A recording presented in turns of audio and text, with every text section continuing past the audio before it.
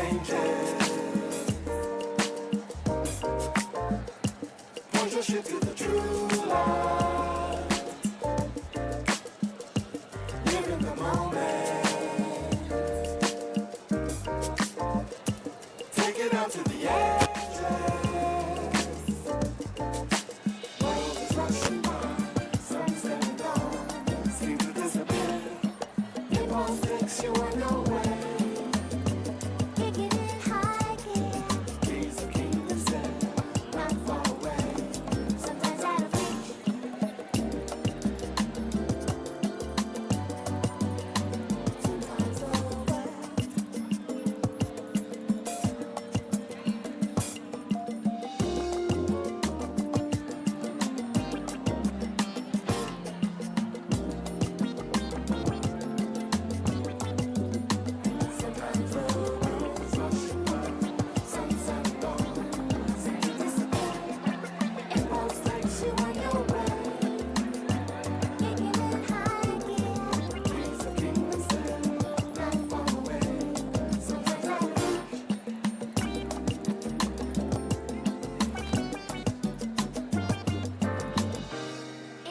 Before you rise, nothing in your way, hit the curves.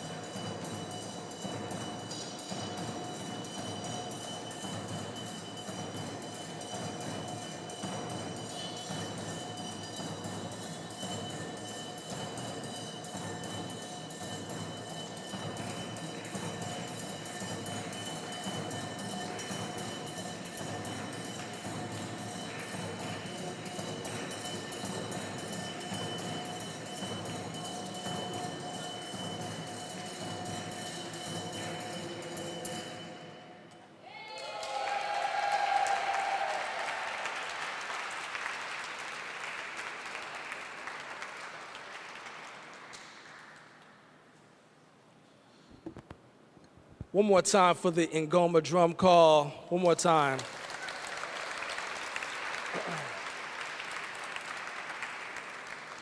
Peace. My name is MK Sadiq. I am delighted to be your host for this evening to kind of guide you through these different people who will offer their words of wisdom, of love, and of poetry. I'm so glad that you're here to be in community with our fourth Poet Laureate, Paisha Elaine Anderson.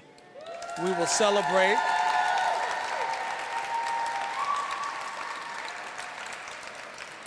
We will celebrate her in this moment, but first I want to just ask for a moment of silence and reflection as we think about those who have transitioned, who are now ancestors, who are now looking over us and giving us the energy that we need to continue to do this work. So let's just give about 10 seconds of silence.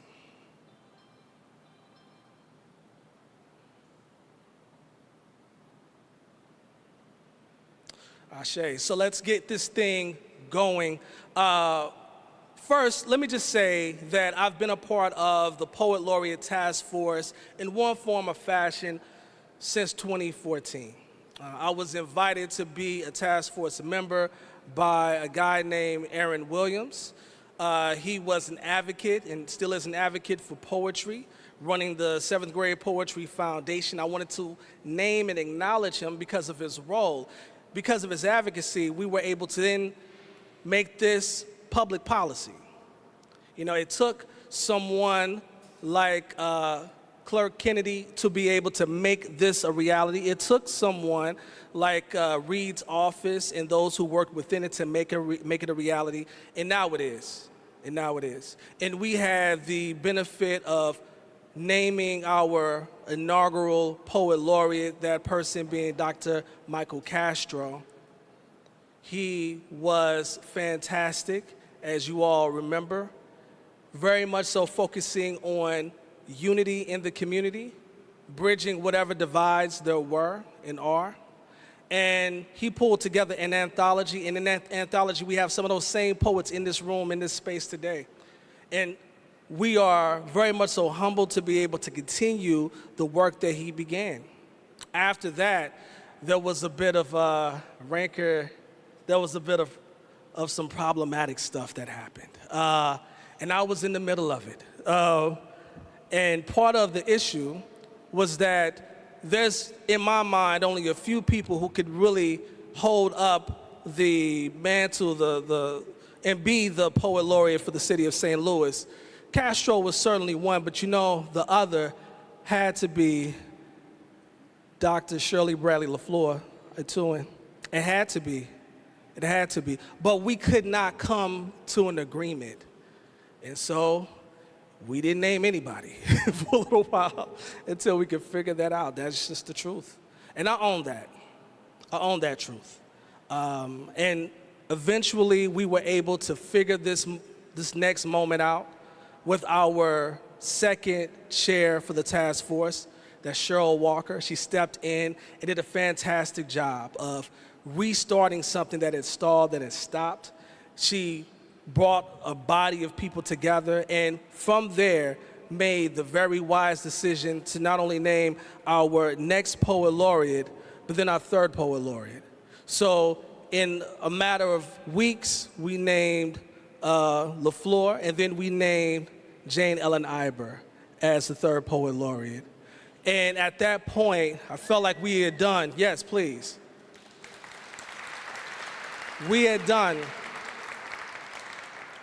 what we needed to do. The people who had put in work for so long, who had been so committed to this city, to this region, we had the good fortune of naming them and being able to bring that forward. And so now, as the sitting chair for the St. Louis Poet Laureate Task Force, coming out of the pandemic, it became essential that the city was able to restart this program, and it was because of Automatic Board President Megan Green that we were able to do so. She made space for that, and without doing that, we really wouldn't be here today. It started in her office, and it continues on, so please, round of applause. Because we have to honor those who put in the work. We must. We must. And we were aided by the efforts of Christine and Gracia, who served as a means of getting the work done. And we had wonderful task force members. Some of them are here tonight, such as Ann Halbrick, who is a task force member.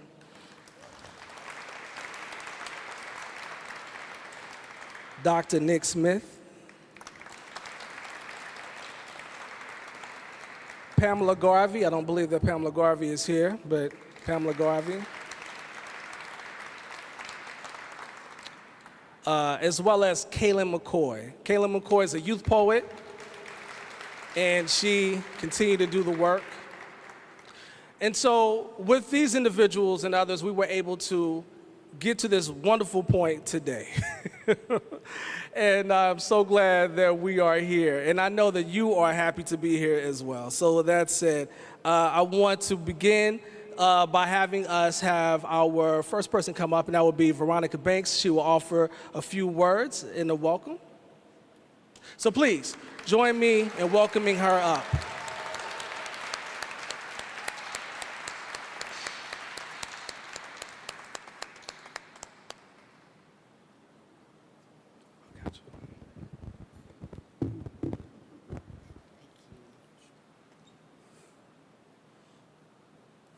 Hello.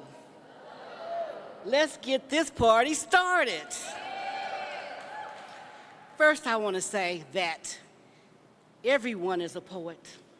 Everyone in this room is a poet, has been inspired by poetry from young to old.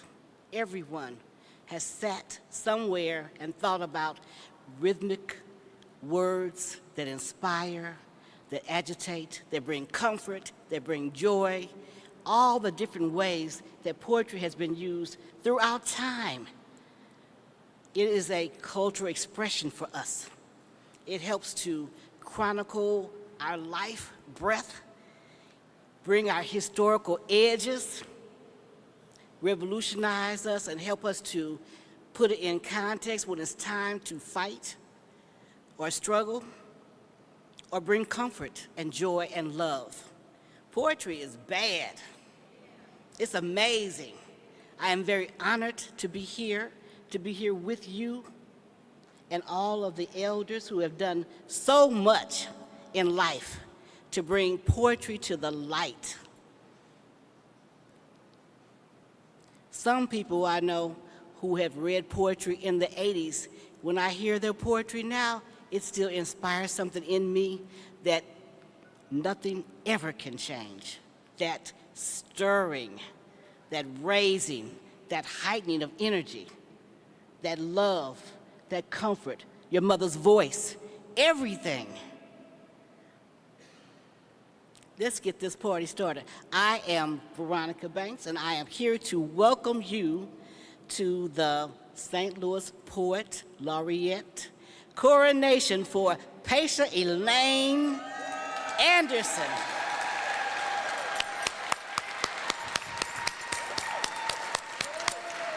We are here celebrating her, and don't forget it.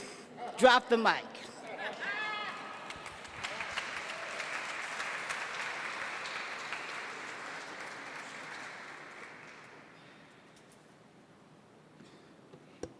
I was thinking about the word coronation.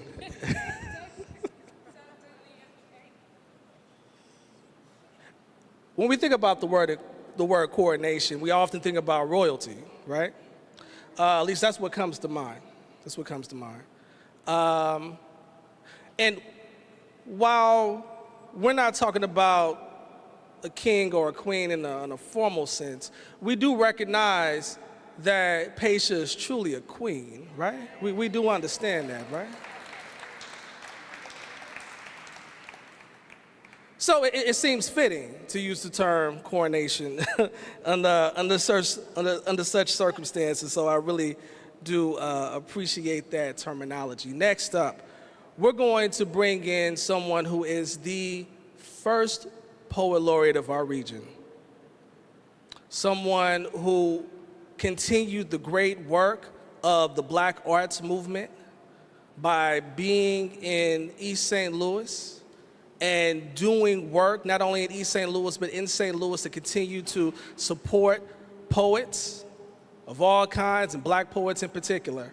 So please join me in welcoming Dr. Eugene B. Redmond. Thank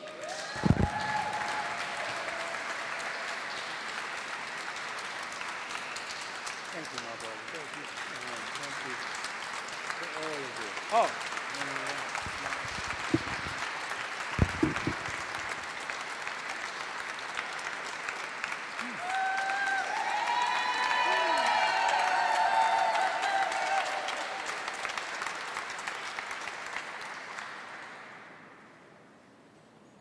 Thank you.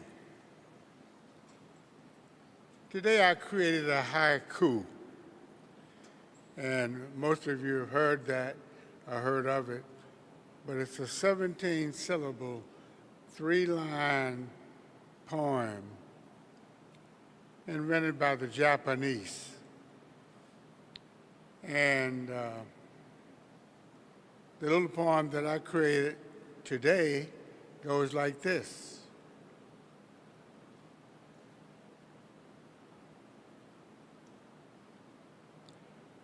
She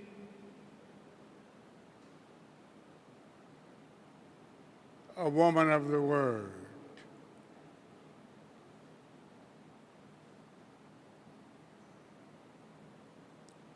Pacia Elaine Anderson, Poet Laureate.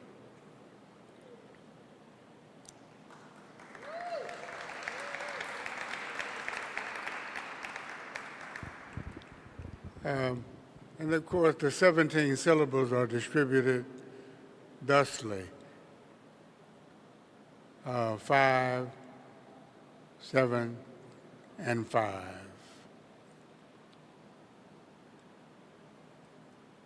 I've been in this poetry business for some decades, getting close to a century, and watched the poets come and go.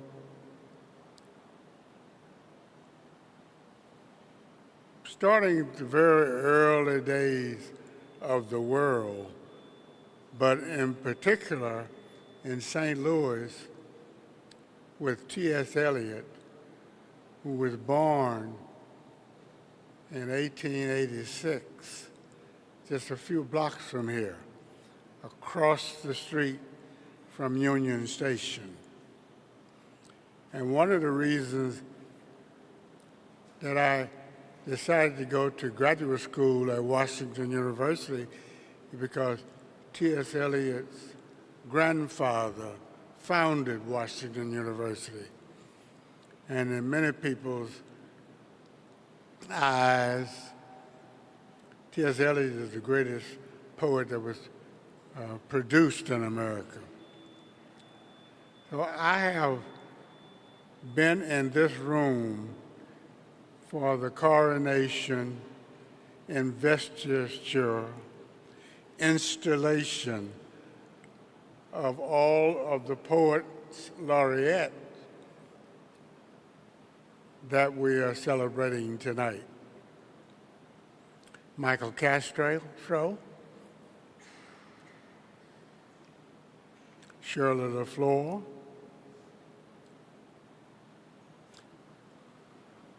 Jamie,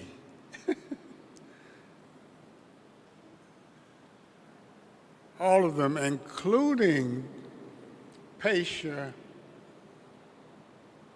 Anderson, have been in my home, have joined us for Writers Club meetings on the east side of the river, and have boogied together. So I want to say specifically about Pacia, watching her evolution, her reach, her stretch with words, And the stretch of her daughter, a young woman now, who was like that, like that when I met Paisha.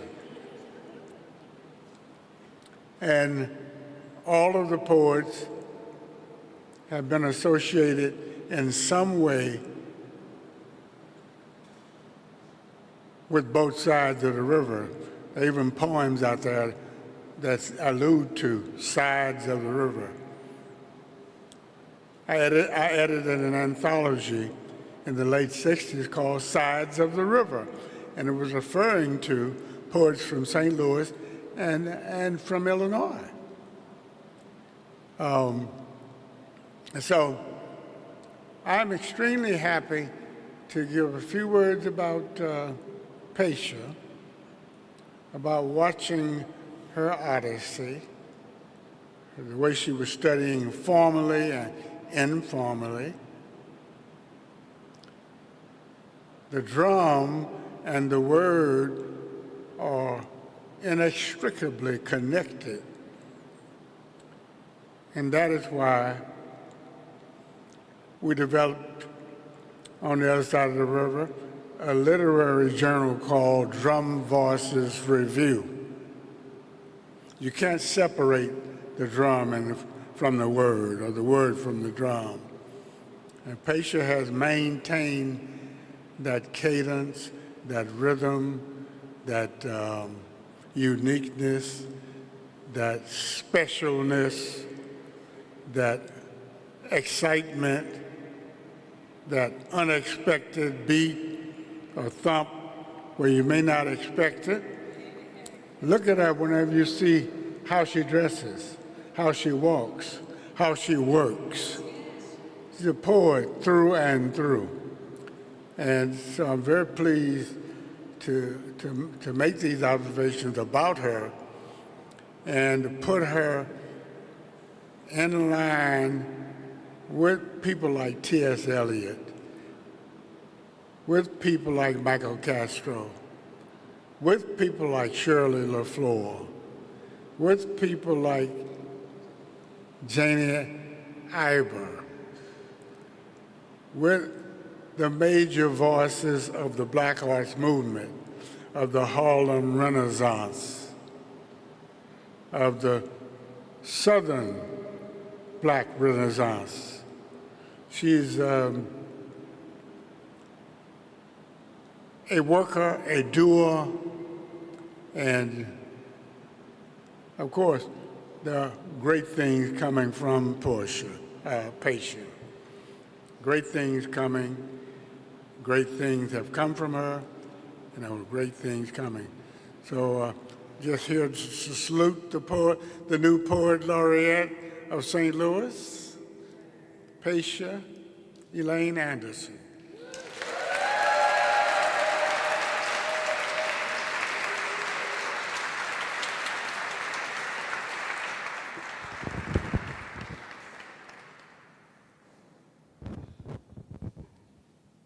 So, I want to just say thank you for all that you've done, for giving us these words, giving us these ideas, giving us this spirit. I really appreciate all the love that you've poured into this space, into this city. I honor you. We all do. We all do. I had the pleasure of interviewing Dr. Redmond a long time ago for something. It might have been a thing for the St. Louis American, I think, but it was a wonderful experience, and it was just the beginning of an opportunity to study someone who, with his other poets in East St. Louis, with the Eugene B. Redmond Writers Workshop, were able to create a poetic form that we teach our young people in these schools, Kwansabas. We do that.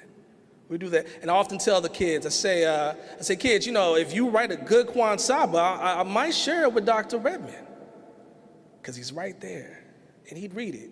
Now, I never do. That's the reason why you don't get anything from me. But it's a nice idea. It's a beautiful idea. So, again, we thank you for that. All right, continuing on with our program, I wanted to say that when we were able to announce Dr. Castro as the inaugural Poet Laureate, there was obviously an excitement because of the weight that he brought to it. I remember seeing Dr. Castro at all the places where poets were. I remember seeing Dr. Castro at the Langston Hughes Poetry Festival that was head up by David Nelson, and seeing all the great poets in that room. And I can almost see it like it was yesterday, seeing Dr. Castro, seeing Dr. Redmond, seeing Shirley LaFleur, seeing all of their wonderful faces in that space. And I am so honored that we have his wife here today to offer some words, to offer some perspective, to offer some correction. Whatever the case, whatever you bring, it is all welcome. So please welcome up Adelia Parker Castro.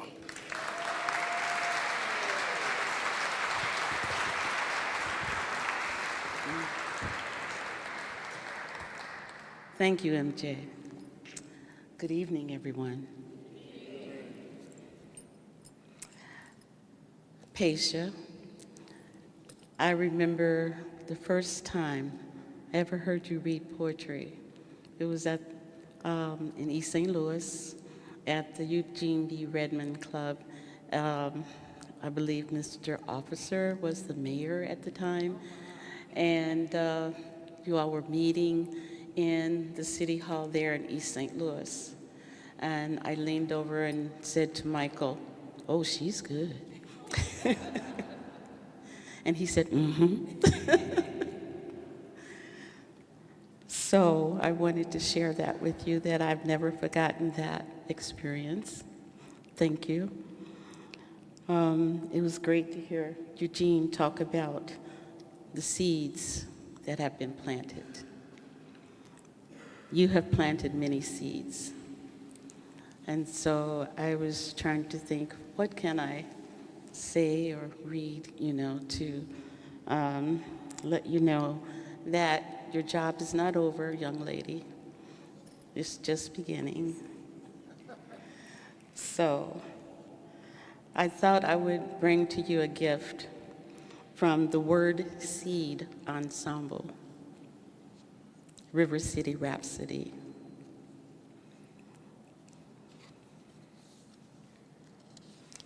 It was initially written and performed by the Word Seed Ensemble, Jane Beidelman, Marcia Kahn, Eugene B. Redmond, and Dr. Michael Castro. He never stops talking about planting seeds, but he didn't like to work in the garden.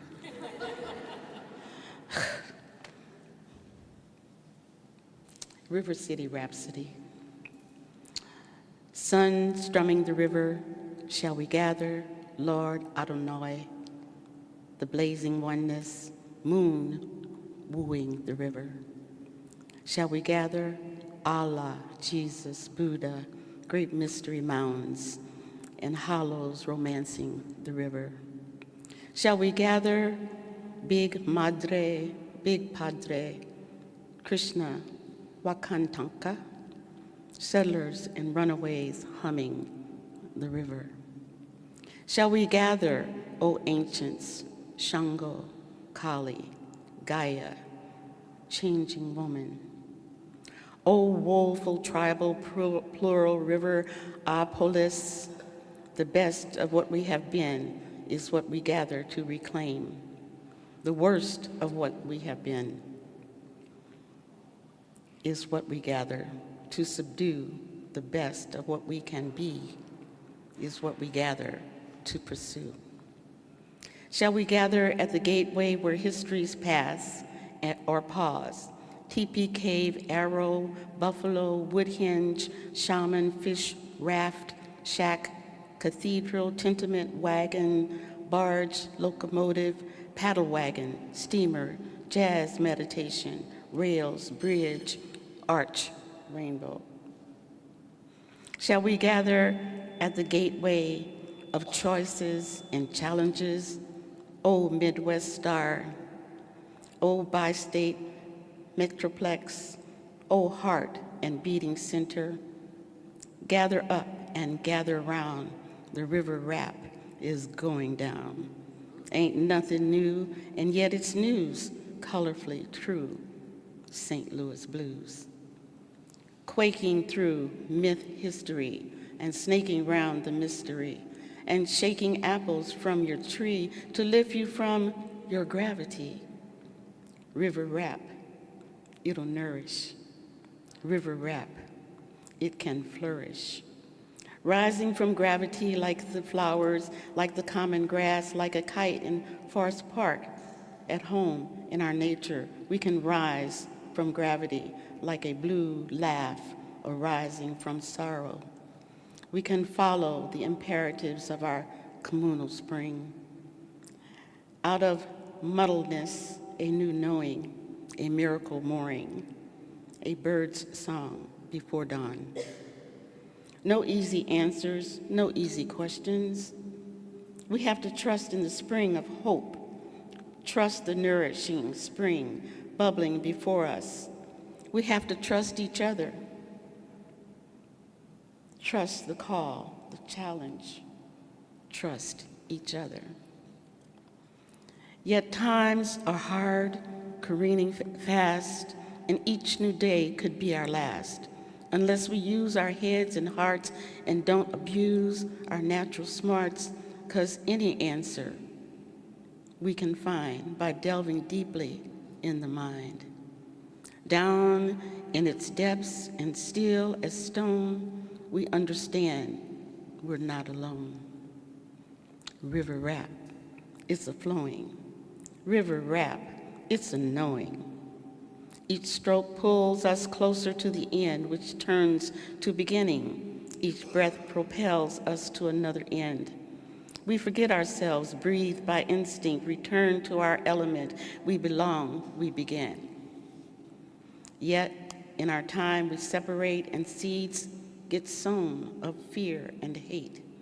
This rap reminds us, real eyes, life's unity that underlies our lonely, separate, transient me's, our individualities, and no compassion's what we need to fulfill life, not selfish greed. River rap, it's a yearning. River rap, it's life affirming. Lineage, labor, lover rise, yeasting in their day's disguise. Hustler and hairdresser, teacher and activist, athlete and anchor person, mathematic and mime, tutor and toddler, dreamer and detective, student and storekeeper, publisher and librarian, waiter and dishwasher, elk and mason, politician and composer, ballerina and sculptor, cab driver and architect, hod carrier and cartoonist, nurse and mechanic, doctor and undertaker, journalist and judge, bluesician and bebopper, preacher and plumber, gardener and garbage collector, midwife and engineer, diva and diviner, violinist and vegetarian, griot and puppeteer, north, south, west, central, saint ain't dead yet. We got the scars and tattoos to prove it. Can't you taste the yeast in the air? The best we reclaim, the worst we subdue, the best we can be, we pursue. Bo Jesus says so. Buddha too, and Martin, Freeman, and Lao Tzu. In every animal through whose eyes a soul cries out, we recognize each still small voice says to be free, we must express our unity and bathe each self in selfless bliss as lovers do inside a kiss. River rap, thou art that. River rap, thou art that. We come, a wave, a witness, a river, pouring forth, extracting the one, the many, the whole, the sacred metal of our spirit, a choir of one voice. We come a rainbow, multicolored in one arc, a river, multi-directional in one stream. So expand that I identity and understand I'm not just me, and that the inside and the out is what we're finally all about. The universe is where we are. Eternity is near, not far. The final word is all is one. So now you know the rap's undone. River rap, it'll haunt you. River rap, it'll point you. It'll point you. It'll point you.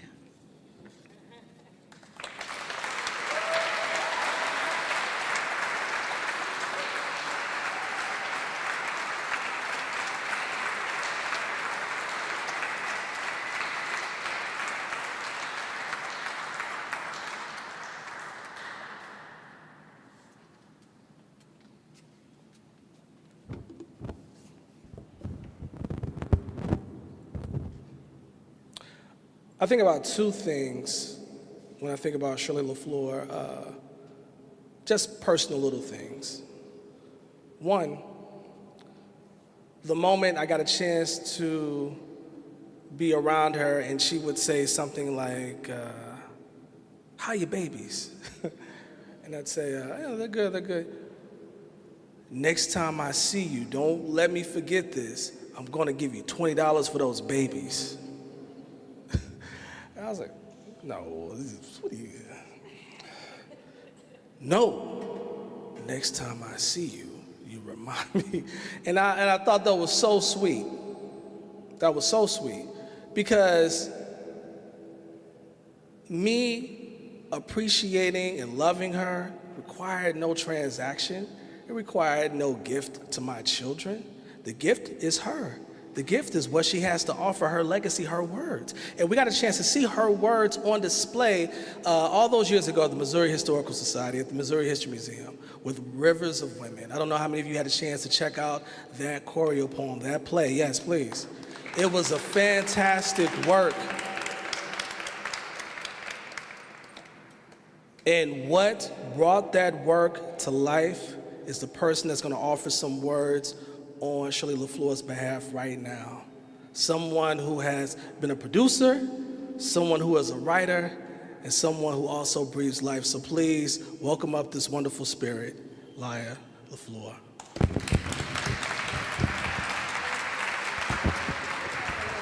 Thank you, thank you, thank you. I did not want to prepare anything today because I said, you know what, I need you to kind of just move, right? I need like your energy to just come through me and let me be able to say some things because we are celebrating you. And Rivers has been like the theme it's like the unofficial theme, right? So I'm looking over at the East Side Rider, East Eye Rider, right?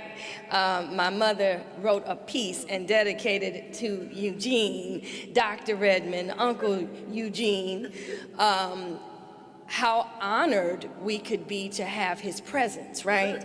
God's plans, right?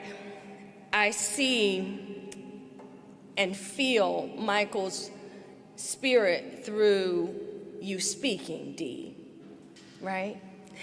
So Rivers is the theme, Paisha. And many of you may have seen some time ago, probably like 15 years ago, when I first staged the choreo poem, Rivers of Women. And it was sold out each night. And I had been hearing these rumblings of these two young poets and also MK, because I'm going to get to you in a minute. But I had been hearing these rumblings because what Shirley liked to do, what Eugene does, and what they all like to do, and Michael, you know, our house was one of those salon gathering places. Eugene's, you know, the only time it's like, you know, my mom would go to East St. Louis and I'd be okay with it, right? Not that, no shade to East St. Louis. But, you know, I never worried, right? I knew that she was going in this cavalcade of poets, and what they all did and what Michael did in these gathering spaces of homes was they nurtured young poets. And so fast forward to doing Rivers of Women, and hearing your name over the years, and this young poet who's this go-getter, and she's organizing this, and we've got all this going on, and Paisha, and then she would say Shiraz, and I would say, who are Paisha and Shiraz? And then it got to the point where I hadn't even met them, and I just knew that my mom was in good hands, right? So my parents were architects of the Black Arts Movement here in St. Louis, and part of that group that really, my father was a co-founder with Oliver Lake, and I mean, one of the many people that were co-founders of BAG. Oliver kind of led the charge, but my parents are products of Sumner High School.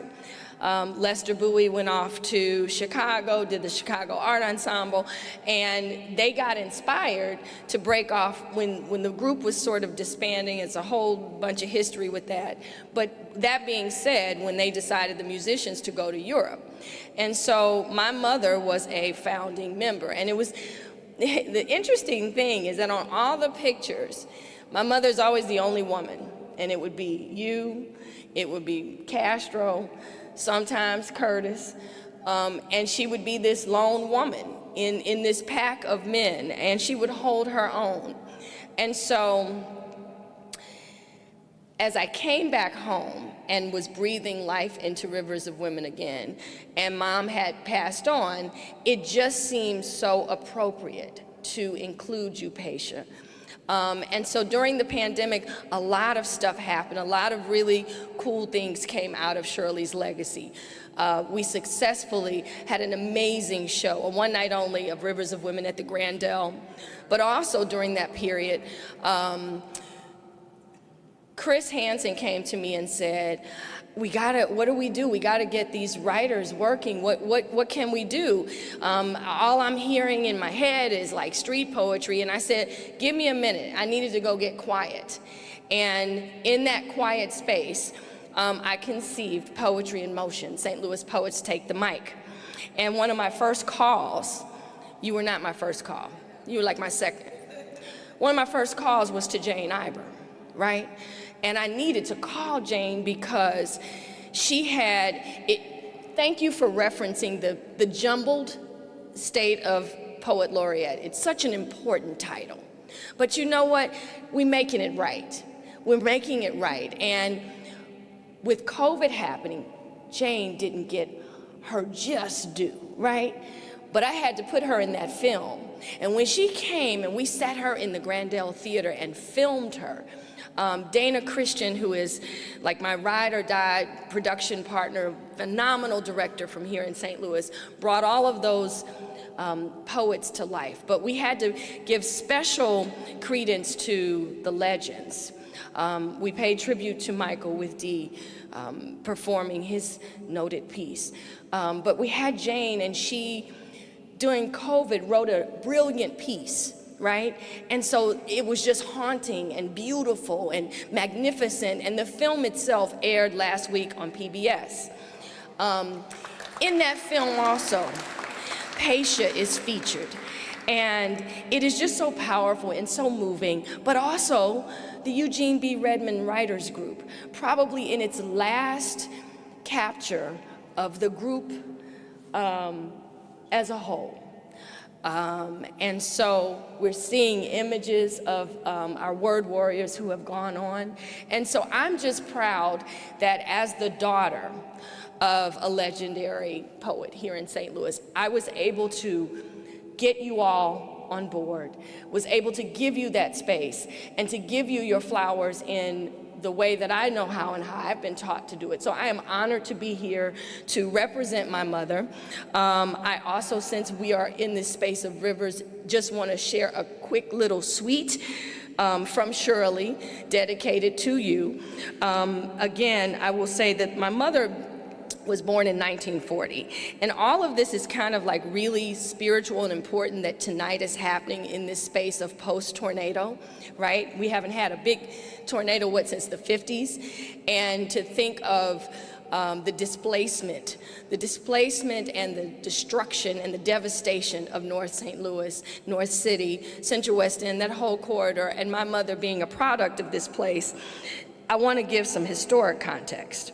So during that period, St. Louis was really known as for this place of industry and manufacturing, and this was also during the time that there was a wave of second migration from the South and the Southeast Missouri.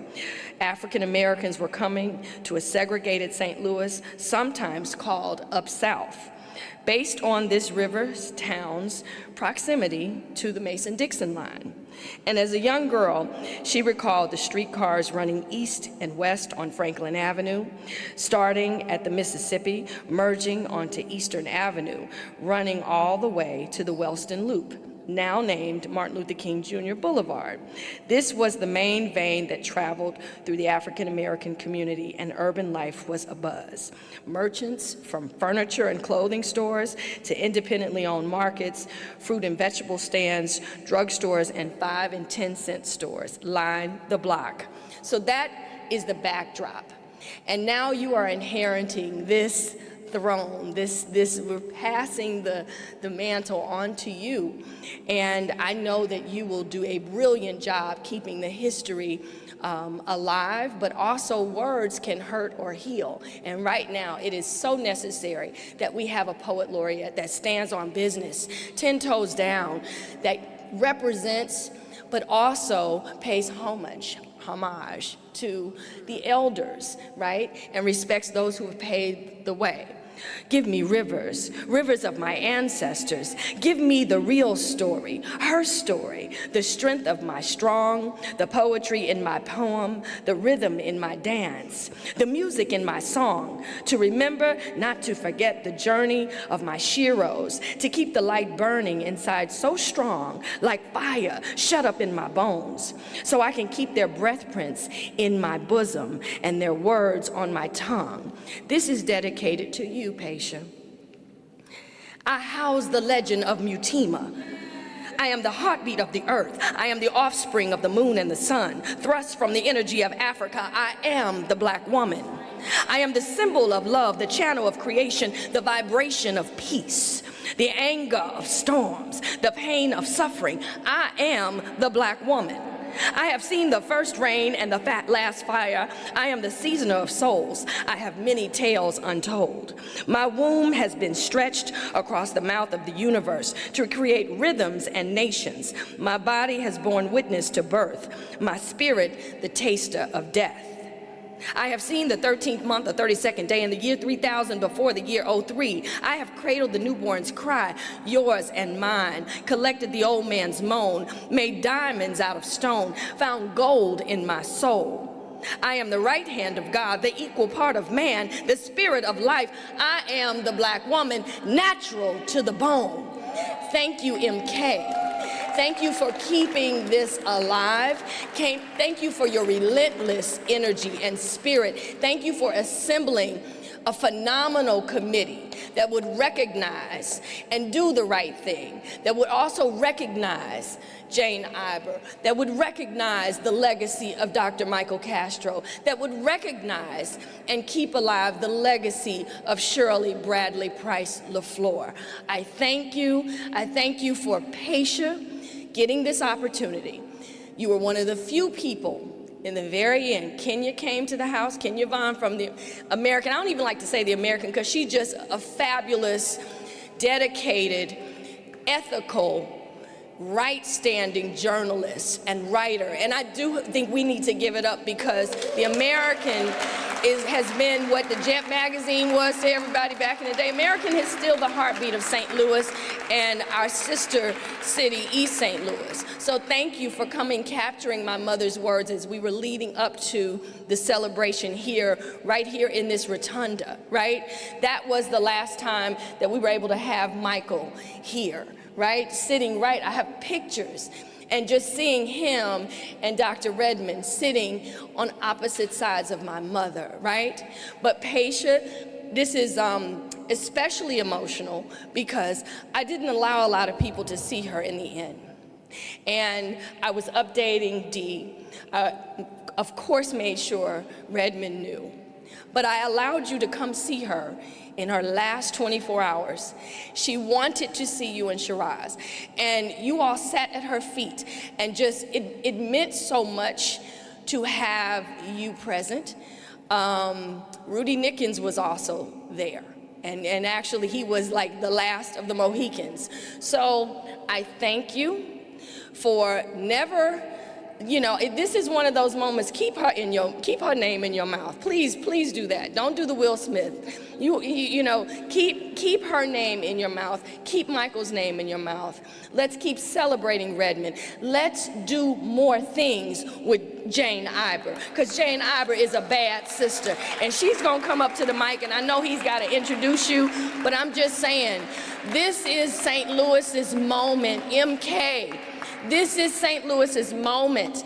Let's make it not stretch out, not, you know, roll over into this indefinite space. Like, let's give it purpose like other cities, like Los Angeles, like New York. Let's do what East St. Louis been doing, the right thing, and make sure that words impact these young people. Get into these schools, bring her in. I represent my mother, bring Dee in, bring Dr. Redmond in, because I bet you he drove here tonight. I'm gonna be really upset if you drove here tonight. I'm so upset with you. Told Treasure to keep you off the roads. Glad I ain't going to East St. Louis. But I'm just saying, let's do this. Let's make education and writing and creative writing and get kids dreaming again. Because it's going to take a lot of dreams in North City. It's going to take a lot of dreams, but the imagination cannot die. So you got a lot that we're expecting from you, but you can do it. Congratulations.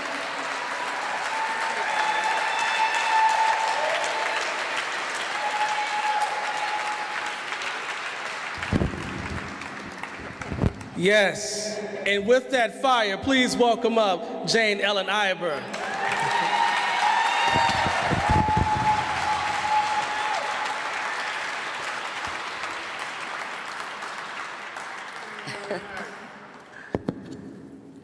Hello, everyone.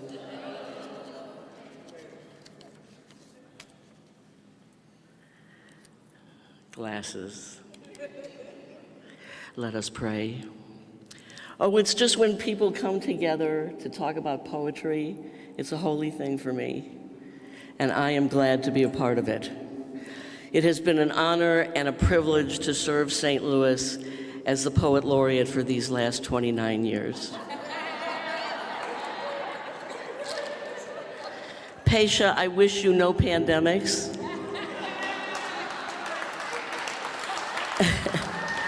And no more natural disasters. This tornado has given you projects enough without more material. I hope many hands reach out to you in your tenure, and let the first one be mine. After 49 years of service, it feels like time to hand over the reins. Pass the baton, turn in the keys, pass the mantle, place the crown on the new head, and lots of other cliches I can't think of.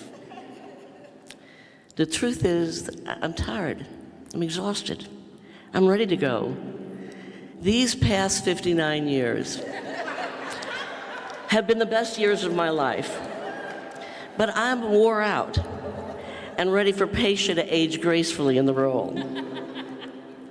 One of the practices I've been able to continue is writing a poem every day. Today is day 4,874, and I'd like to read them to you now. day number 1.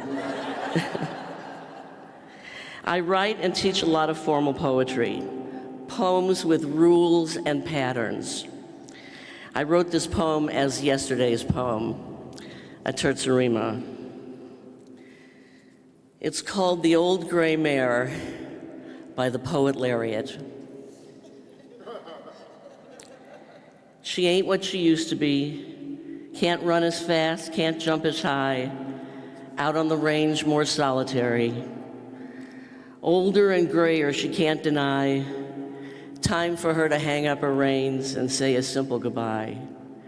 Know the world continues to sustain with someone new heading the herd. The spirit of poetry remains the same. In all, it comes down to the words. With time, they get so heavy. Some fly away like birds, some hang on real steady. Some horses need to run free.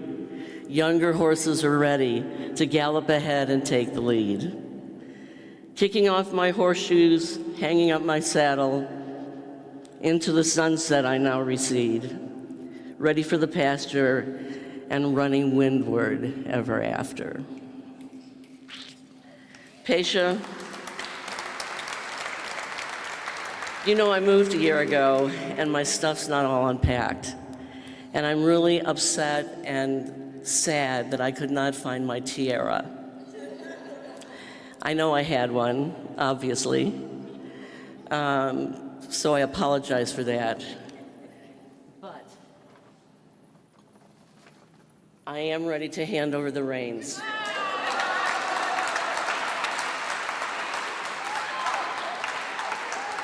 I'm done. You are a whole mess. I love you, baby. Yeah, I'll show you how to wear it.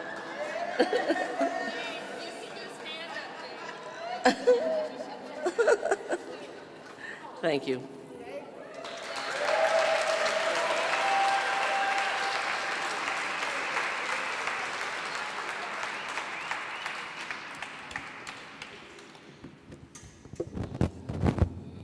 So I want to just underline a point that Laureate made regarding how other cities think about their poets laureate. So while this is a position that has been codified, it is not funded.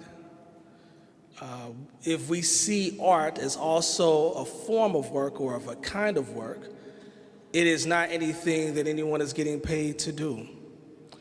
And it would be impolite for her to say that the position should be funded. I mean, she will eventually say that. But I do want to stress that if we value the work, if we talk about literacy in our city, if we're talking about how we love on our kids by making sure that they can read the right people, let me tell you, one of the first things that Paisha did when I first met her was buy a little book of poetry I put together because she reads poets. She supports poetry. Who will support our poet laureate?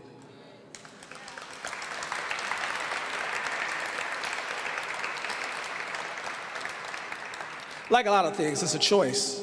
So hopefully we make a wise one and we invest in the poet laureate position, making sure that it's funded, making sure that this person can do all the work that they need to do, because all the things that you see here today came because of love for Paisha. But love for Paisha is not an institutionalized thing. Whoever the next poet laureate will be will not necessarily have the same network as Paisha. And we will have to figure out a way to make all these wonderful things happen again. I mean, unfortunately, I won't be in that position at that time as chair to help in any kind of way, but I will say that it will have to happen. It will have to happen, and I hope that you're ready for that. And speaking of being ready, I want to now bring up someone who will do the swearing in of Paisha Elaine Anderson as our poet laureate, and then we will hear words from Paisha, and then we will close out this event. So please welcome up Dr. Amber Boykin Sims and Paisha Elaine Anderson.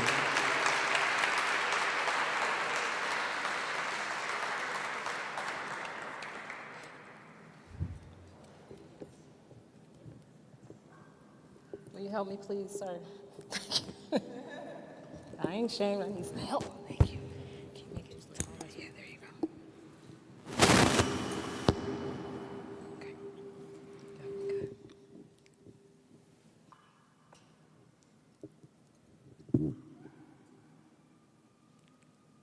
Good. Good evening. I am Amber Boykin Sims, the city registrar. You're about to take your official oath of office. What will happen is you will raise your right hand. I will say aye. You will say aye. You will state your name and then you repeat after me. Yes, ma'am. When it comes to the point in the oath, I'm going to ask that you either swear or affirm your qualifications. You can use either word. Please raise your right hand. Now repeat after me. I, Paisha Elaine Anderson, Having been appointed by President Megan Green, approved by the City of St. Louis, to the office of Poet Laureate.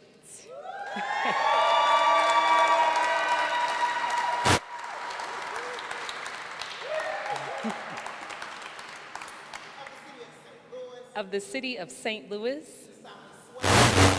do solemnly swear and affirm that I have all the qualifications and am not subject to any of the disqualifications named in the charter for the office or employment I am about to assume, that I will support the Constitution of the United States and of this state, and the charter and ordinances of the city, that I will be influenced only by the consideration of fitness in the appointment, promotion, demotion, suspension, or discharge of officers or employees, that I will not expend nor authorize the expenditure of money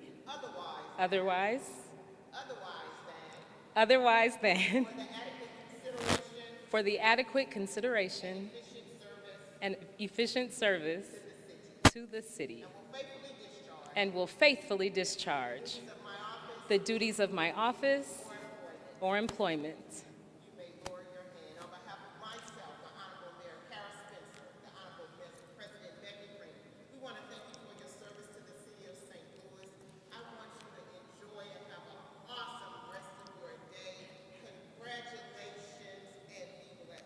Yes, ma'am. Thank you, Ms. Amber.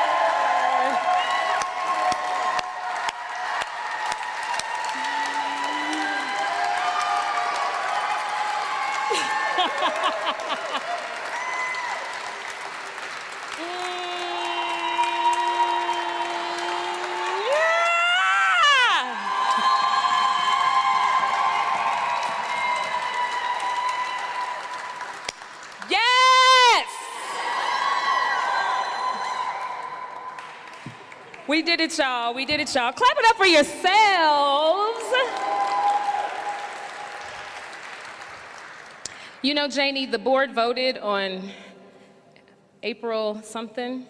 It was like 57 years ago, I think. I'm already feeling the... Whew. Ma'am, permission from the elders to speak. Asante Sana. A word for the ancestors. I feel you calling to me, lightly whispering as you have done over the centuries. Lifetimes of bright minds bending and shifting into bodies that beat, tarrying and waiting, altars and offers, water daughters sunbathing, rain dances and palms, strange trances and songs, the meditations of my mystics, books and rocks and fire sticks. It's you who have always called to me through your hum and your heat, A delicate thud in my eardrums, a tonic that is sonic, a binaural beat, an echo with a reverb, a vibration deep in the earth, in the shadow of sound, the emptiness in the dark, the ease of breath, the cry of the lark, with gratitude in my prana, my breath, and asante sana. To them, to you, I give honor. A word for the women. When unbalanced and falling, exhausted by my calling, resistant to my mission, with rough, gentle hands extended, they were gifted as they lifted this quick-witted little whiz kid. When away the world tossed me, they effortlessly caught me, brought me into a new norm, taught me my function and form. They got me and taught me how to keep a clean home, how not to be lonely when I am alone, how to be patient and to plan, how upon my own too I can stand, sans marriage or a man, how to cultivate my own land, to provide for my babies, these elder lovers whose 8 rock black made me mine, my mothers. They brought me up safely, and when I thought the noonday sun hated me, they were my shade tree. They gave me bravery, influenced who I grow to be, put me on to this here poetry. Like master potters, they shaped me more greatly. These black women, they raised me. A word for the artists. We record time.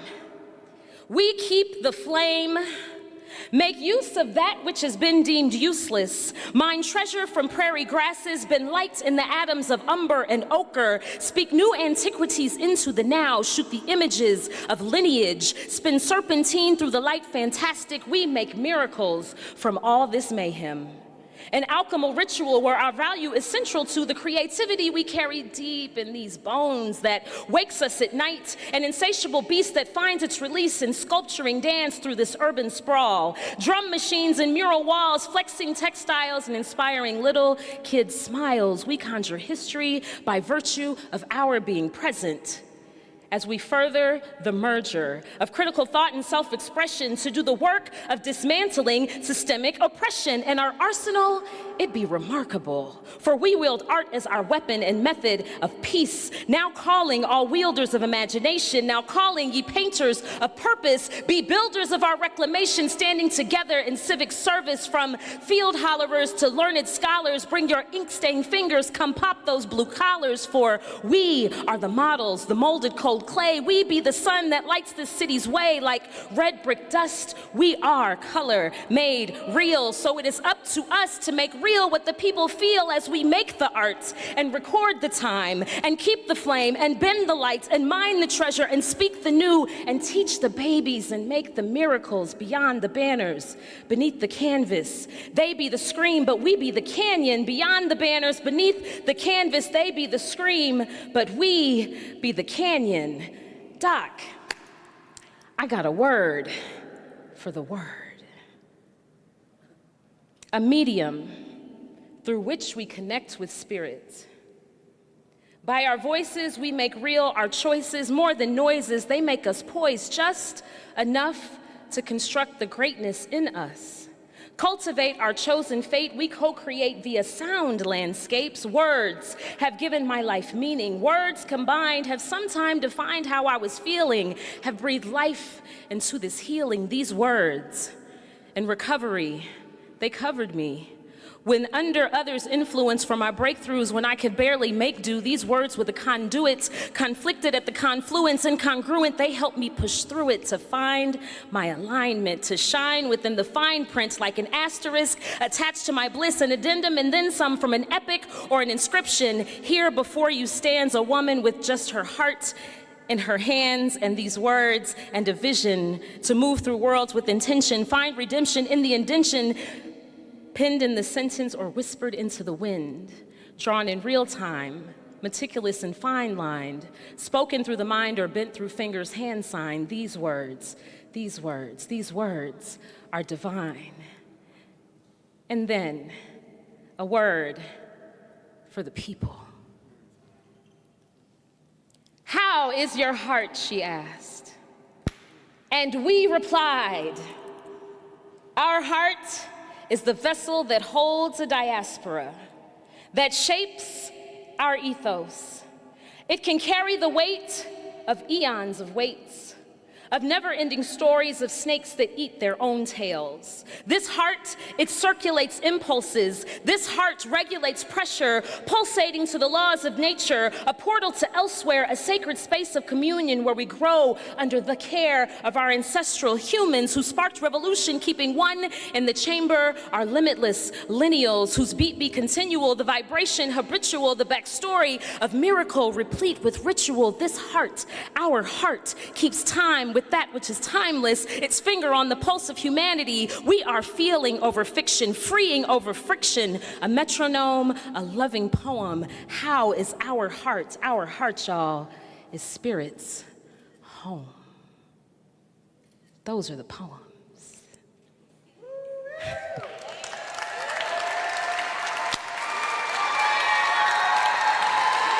Those are the poems.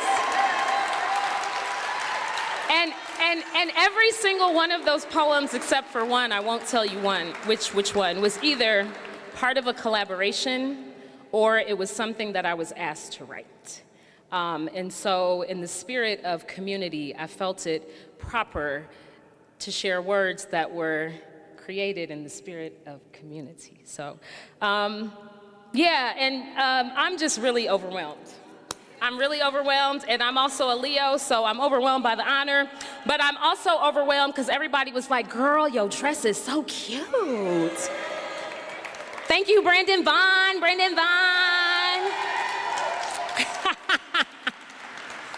Got me putting on heels and stuff. I love y'all.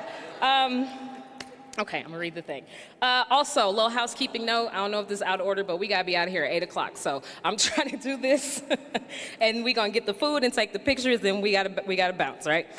They have to work tomorrow. My heart is full. Asante Sana, which is Kiswahili for thank you very much. To Miss Elizabeth McDaniel, who was the very first one to guide me towards a book of poems and a stage upon which to speak them. To Miss Carolyn Blackwell, Miss Juanita Huggins, Debbie Laban, and Nancy Heinzel, who helped this little kid back in Springfield, Illinois, open to a world of possibility where poems could be more than just an escape, but also a rescue. To my bestie Cynthia, who showed me that these poems can also be a respite. To Pro, my very first writing partner, who showed me that they can be a rhythm. To all of my students and babies who remind me that they can be a reason. To Jason Vassar Elong and Shiraz Gorman, who remind me that they are a resolve. To Baba, Mama Veronica, to Freeman, who taught and are still teaching me that they are and they must be a revolution. Asante Sana to my family, my mama Dorothy Lee for my life and capacity to endure, my father Tyrone and grandmother Mildred for the open heart and all these beautiful quirks and oddities, to Grandma Alice Jean and Grandpa Homer T for the keen side-eye swiftness and capacity to quickly remind them from whom and whence I am descended. Don't play with me. To my little sister Ashley, who reminds me how beautiful the other side of a thing can be with faith. My brother Devon for my early lessons in rhyme writing, and my brother Steve for trading comics with me through the mail years before we ever met. To Grammy, Connie Hibbler, who has always loved me as though she birthed me. To Pawpaw and Poppy Dove, Asante for your care and for holding me up when I messed up while you were here, and for your protection and care as I still mess up from the other side. To Heaven Isla Uhuru,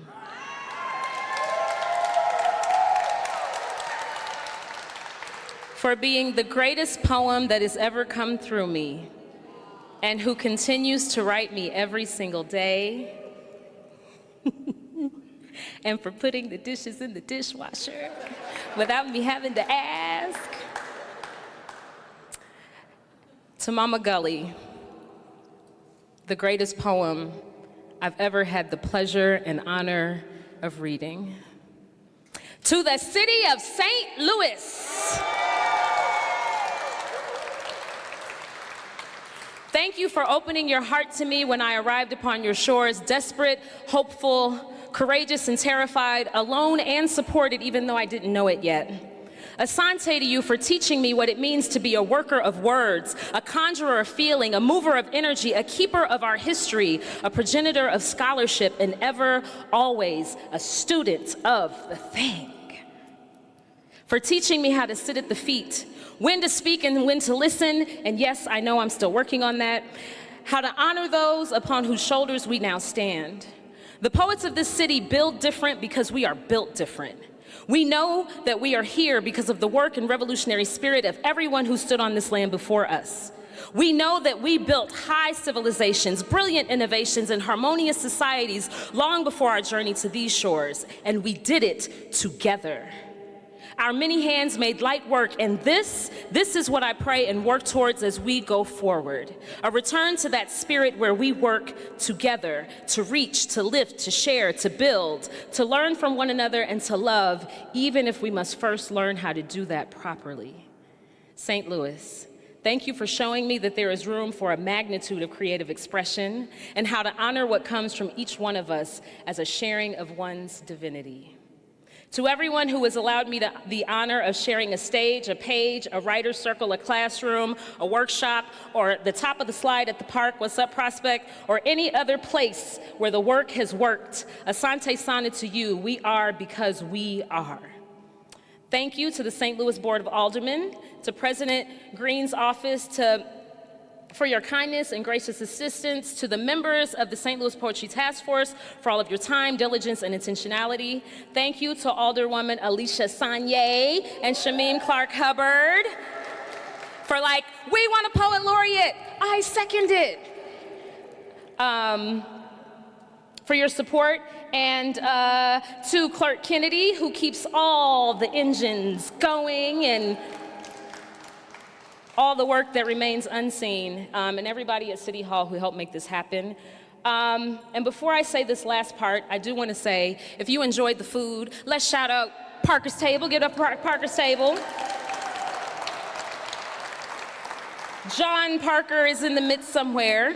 And also, I want to shout out Adina O'Neill from justd.co, who I was like, Adina, we doing a thing and I need some help. And she was like, I got flowers, I got tablecloths, I got this, I got the punch bowls, I got the thing. And somebody was like, well, what is I was like, I don't know, Adina got it. And so, and also Miss L.C. Butterlove for all of the work in the elbow grease. Thank you to Dada Dion Ferguson.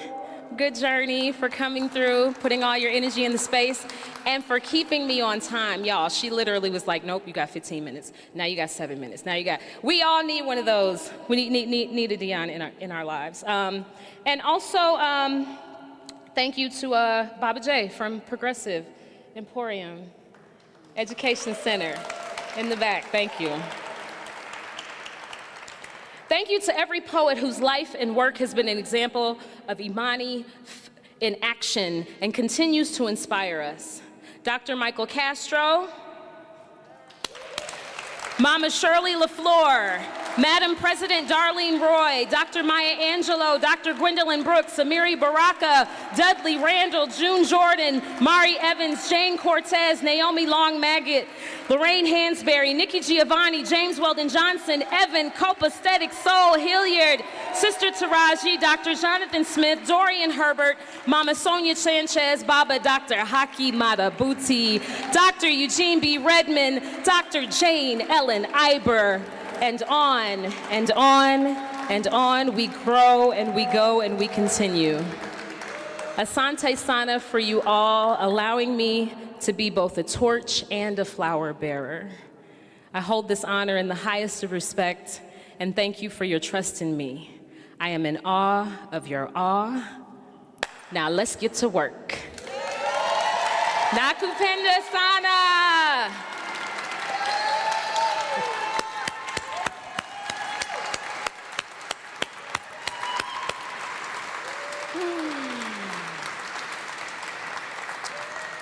And with that, we are laureated. If there are poets in the house, as is tradition, can you please come up to the steps so that we can all take a group photo? as is our tradition at these things. Shiraz is here!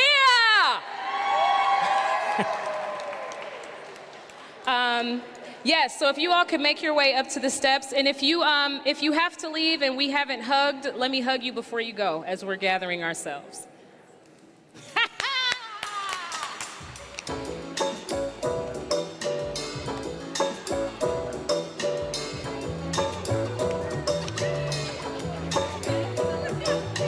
Rivers I have seen, rivers I have known, richer than the world, richer than the blood. I've known rivers, I've known rivers, all through Africa and North America, South America